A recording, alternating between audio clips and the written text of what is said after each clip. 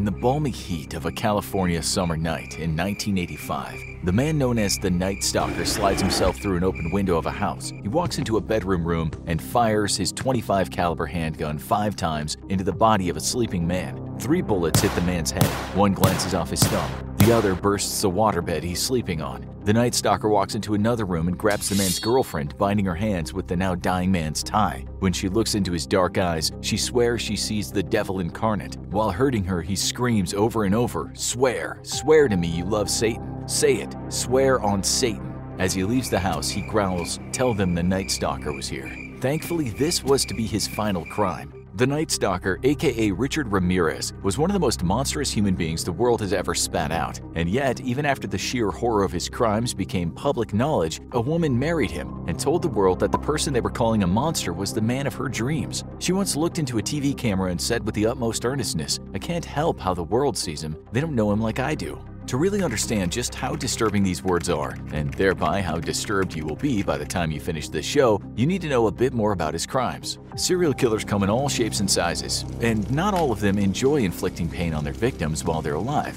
Ramirez bathed in people's pain, and he got off having total control over them during the last minutes of their lives. He was what's called a sexual sadist, a person who enjoys inflicting pain on others for sexual thrills. He was also a narcissist who believed he was some kind of chosen one. As you can see in the comments he made after he'd been handed 19 death sentences, "You maggots make me sick. You don't understand me. You're not expected to. I will be avenged. Lucifer dwells in all of us." A judge who upheld these sentences described Ramirez perfectly, saying the killer exhibited cruelty, callousness, and viciousness beyond any human understanding. We imagine his wife-to-be heard that too. In fact, as you'll see, it's what very likely made her attracted to him. Ramirez could also fall into the category of a visionary serial killer, since he had lost all touch with reality. He believed he was in contact with the devil, which could have partly been down to not just his Satan worshipping, but also the fact that he'd sometimes stay awake for long periods of time while taking copious amounts of drugs. On top of that, he seemed to think he was fighting a worthy cause, cleaning up what he saw as a corrupt world. These kinds of killers are often called missionary types. These people have a mission, usually thinking they're taking orders from a higher power, such as God or Satan. Here are some more of Ramirez's words that make this clear. "I don't believe in the hypocritical, moralistic dogmas of this so-called society. I need to look beyond this room to see the liars, haters, the killers, the crooks, the paranoid cowards, truly trematodes of the earth, each one in his own legal profession." So this is the type of person that some women fell in love with. He was a demon, but his future wife saw someone who was damaged and needed to be nurtured. It is true that the trauma he dealt with during his childhood shaped the man he'd become. His father didn't make his childhood easy, but young Richard had a few more markings of a future killer. He'd had 2 serious head injuries, he had seizures, and he might have seen his brothers being seriously hurt by a neighbor. Unloved, brain damage, traumatized by violence. This can turn out badly if there's a flame to ignite the fire, and that's where his cousin comes in. Miguel Mike Ramirez. When Richard was 12, Miguel had recently come back from the Vietnam War, a place where he'd committed horrendous war crimes. There were a handful of men who'd been in wars and have come back killing, as if they'd acquired a taste for blood. For instance, the wife killer and fully fledged sadist Philip Jablonski said during his time in the Vietnam War, he and his fellow soldiers enjoyed taking Vietnamese soldiers up in the helicopter and throwing them out. We'll come back to Jablonski and his dark connection to Richard Ramirez later. His story will help us explain why not just one woman was in love with himself and Ramirez. He once told Richard, having power over life and death was a high, an incredible rush. It was godlike. You controlled who lived and who died. About a year later, Richard was there when Miguel shot his wife in the head during an argument. Even though she died, he only served 4 years in prison, due to the fact that the court heard he had PTSD after Vietnam. What's interesting is what Richard later said about going back to the apartment after the murder. He said, "That day I went back to the apartment. It was like some kind of mystical experience. It was all quiet and still and hot in there. You could still smell the blood."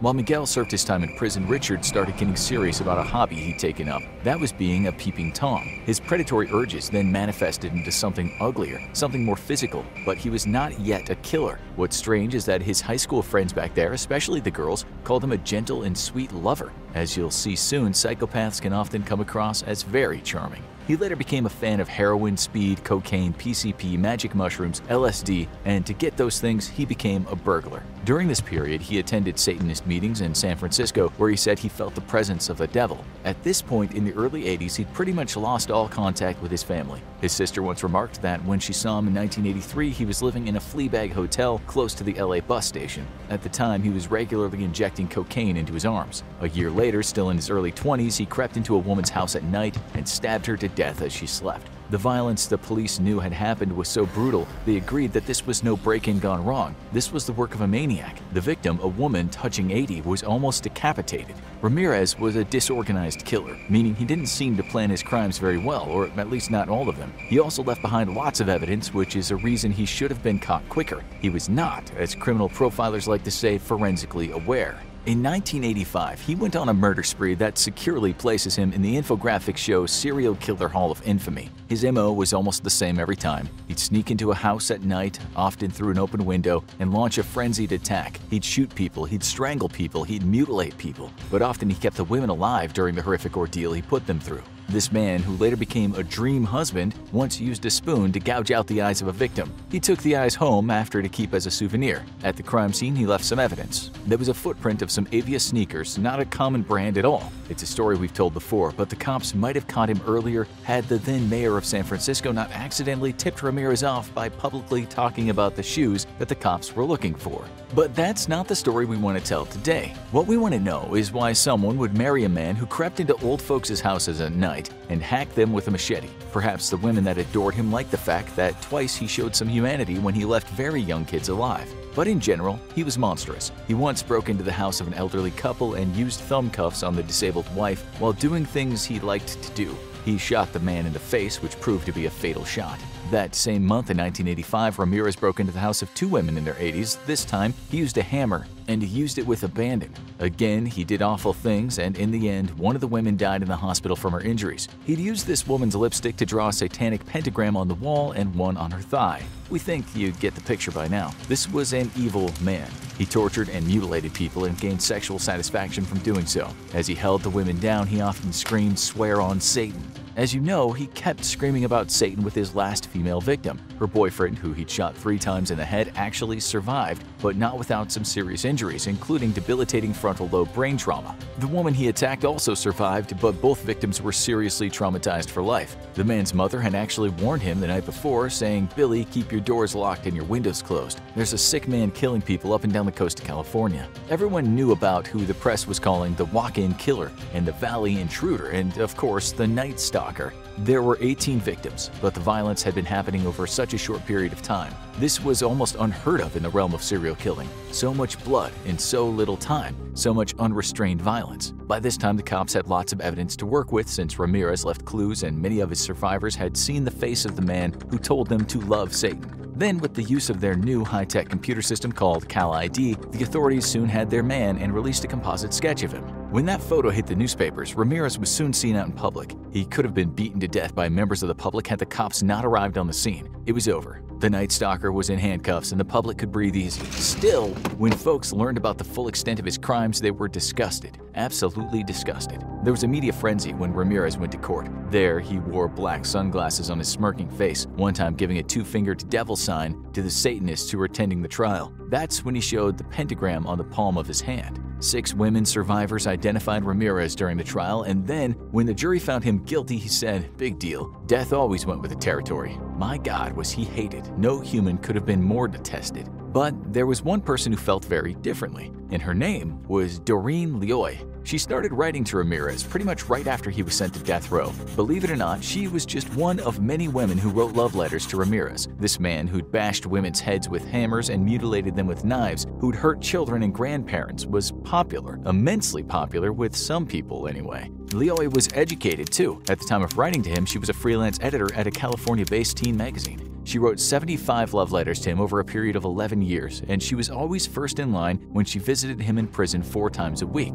The media soon got wind of this and asked her why, to which she replied, "He's kind, he's funny, he's charming. I think he's a really great person. He's my best friend, he's my buddy." Then in 1996, she became his wife. He'd chosen her out of a long line of possible suitors. Prior to that, she told him that she'd buy them both gold wedding rings. Ramirez reminded her Satanists don't wear gold, so she bought platinum for him and gold for her. After the prison wedding, she She smiled for the media and happily told one news program, "This is wonderful. I'm so happy. I'm so thrilled. Very proud." Some people called her crazy and a shameful human being, to which she shot back, "I'm none of those things. I just believe in him completely." She definitely had a thing for celebrities. In the 1970s and 80s, she worked for a magazine called Tiger Beat, and part of her job was interviewing stars and future stars who'd made Hollywood their home. One of those stars, the actor John Stamos, she'd helped make famous while he was entertaining people on the TV show General Hospital. When he was asked later about her relationship to Ramirez, he said, "To be that lonely, that this is the only man on the planet that she can find, I just thought, how horrible." But